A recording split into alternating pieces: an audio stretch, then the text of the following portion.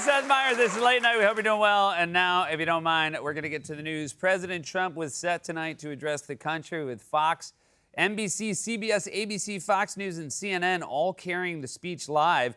So either we're at war with Venezuela or there are some exciting new updates about the ballroom.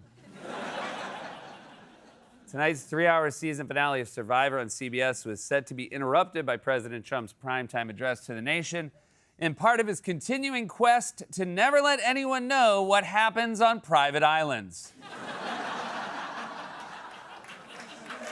What happened? That's why they're private. President Trump said yesterday he agrees with White House Chief of Staff Susie Wiles' assessment that he has an alcoholic's personality. Okay, but even they don't pass out this much. In a new interview with Vanity Fair, White House Chief of Staff Susie Wiles confirmed that President Trump is mentioned in the Epstein files. Yeah, I'll bet. If I had to guess, he's mentioned in the Epstein files like the whale is mentioned in Moby Dick. Every other page. Vanity Fair published pictures from a photo shoot with Trump administration officials yesterday, including an extreme close-up of Deputy Chief of Staff Stephen Miller. That's unfortunate. That looks like the photographer's thumb was in the way. His resting thumb face. At a Hanukkah reception yesterday, President Trump claimed that former White House physician and Congressman Dr. Ronnie Jackson told him he was healthier than former President Barack Obama and Joe Biden. I don't know, the way you've been looking lately, I'd say you're just a little bit healthier than Ronald Reagan. President Trump said on Monday that he's considering an executive order loosening regulations on marijuana. Wait, this is before the munchies? Defense Secretary Pete Hegseth told reporters yesterday that he won't release the full unedited video of a September attack on a suspected drug boat because he accidentally taped last night's bar rescue over it. According to a new survey, 15% of frequent travelers said that their most forgotten item this year was a phone charger, while 1% said, Kevin!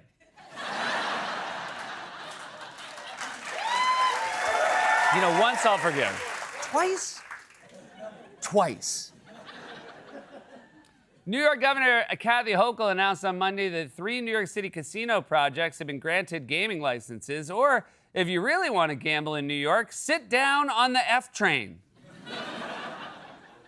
And finally, in honor of the holiday season, McDonald's today offered customers an Egg McMuffin for $2. If you're wondering what that has to do with the holidays, the oil will last for 8 nights. And that was a monologue, everybody. Closing on a very strong Hanukkah joke. We got a great show for you tonight. She's a fantastic actress you know from movies such as Glass Onion, Almost Famous, and the Netflix series Running Point. You can see her next in Song Sung Blue, which is in theaters December 25th. Kate Hudson is here, everybody. And she's currently starring in HBO's I Love LA, as well as Marty Supreme, which is in theaters everywhere. Christmas Day, Odessa Zion will also be joining us, everybody. Family trips this week. Paul Feig, give it a listen. Moving on.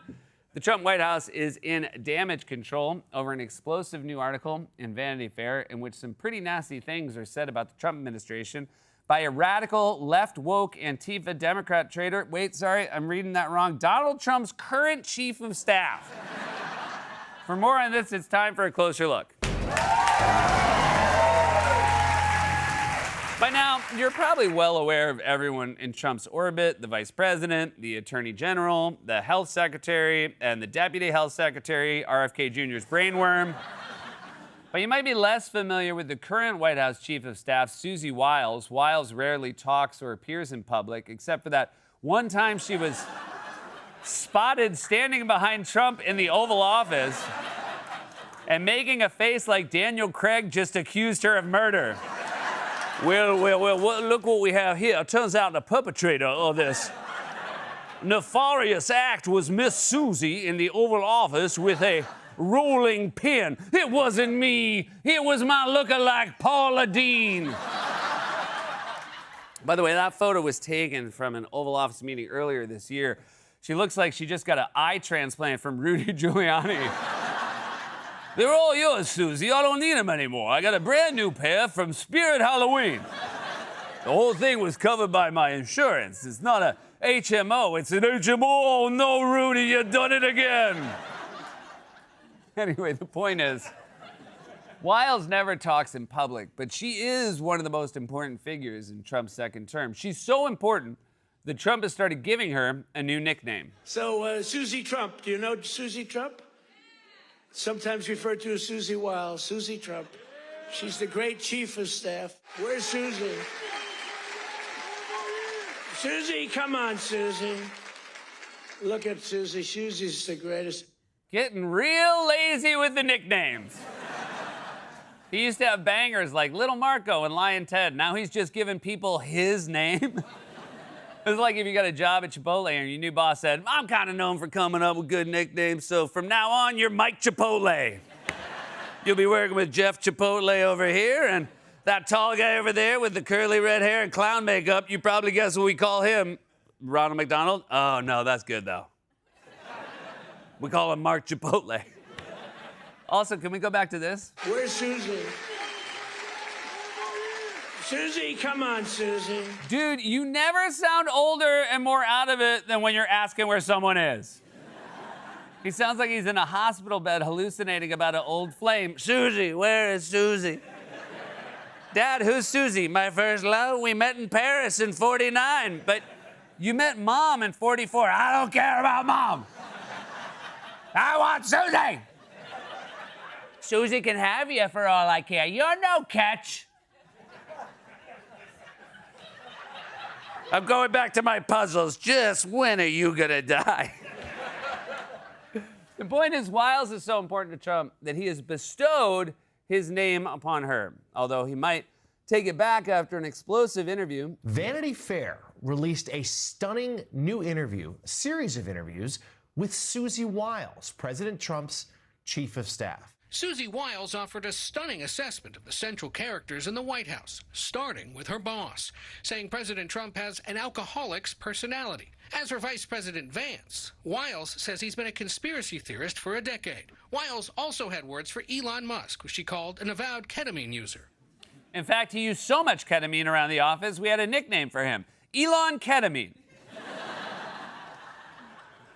The weird thing about this is it's stuff we already knew, and in many ways it's not surprising, except that it's coming from the White House chief of staff, and not a former chief of staff, mind you. She is still employed at the White House. She said the president she currently works for behaves like an alcoholic, the vice president is a conspiracy theorist, and the most likely explanation for the ramblings of the richest man on earth is that he's on drugs. It doesn't sound like she works there. It sounds like she works here. Susie Myers. Where is Susie? Where is Susie? Susie Myers, we got it.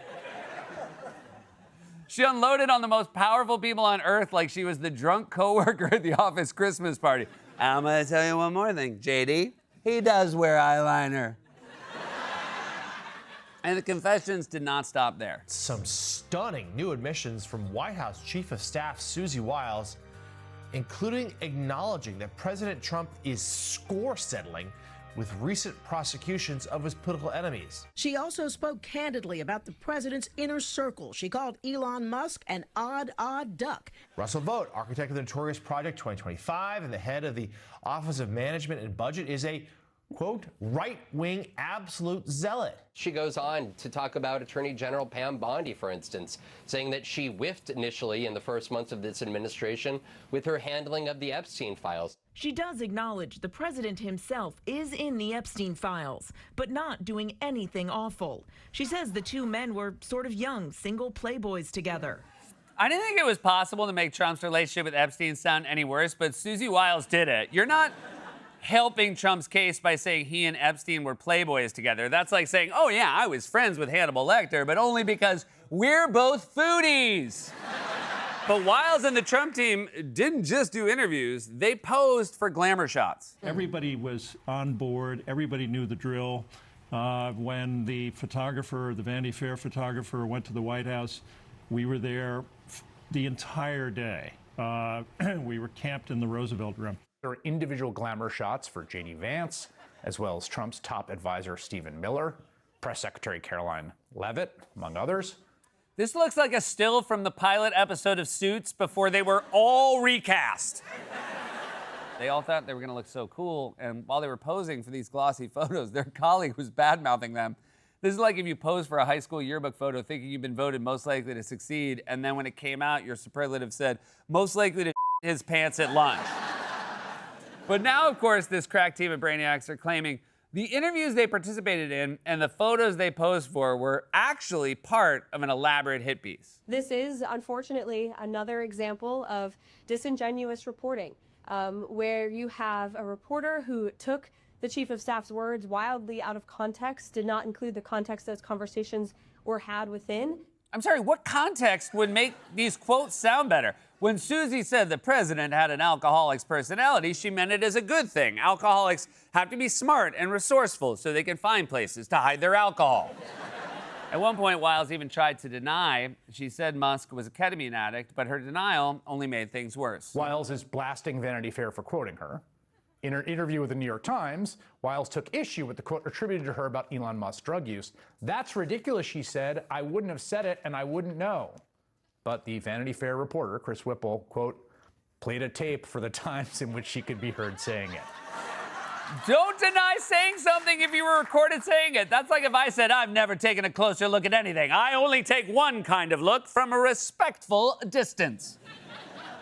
But okay, fine. Maybe Wiles really thinks this was a hit piece and she was tricked into saying things on the record that she thought were off the record. Anyone can make a mistake like that one time, right? I spoke to Susie Wiles 11 times, 11 in-depth interviews over nearly a year. She did 11 interviews with the same guy. You can't do 11 interviews with someone and then accuse them of writing a hit piece about you. If you go to a doctor one time and he leaves a sponge in your brain, that's a bummer. But if you go back to that same doctor 10 more times, that doctor's just using you to get rid of sponges. And then there was Vance, who tried an interesting new defense of Wiles. Her honesty is actually a good thing. I've seen so many people who will say one thing to the president's face, Democrats and Republicans, and then will do the exact opposite behind the scenes. And you know why I really love Susie Wiles? Because Susie is who she is in the president's presence. She's the same exact person when the president isn't around. Wait, so you're not denying what she said? You know what I love about Susie Wiles? She's the only one who will say to the president's face that he has the personality of an alcoholic. And he can't stay mad at her because he also has the memory of an alcoholic. Again, this is mostly stuff we already knew, but this time it's coming from a central figure inside the Trump team who knows what impact any of this will have. But in a few weeks, there's a chance Wiles' colleagues will be walking around the White House saying, Where's Susie? This has been A Closer Look.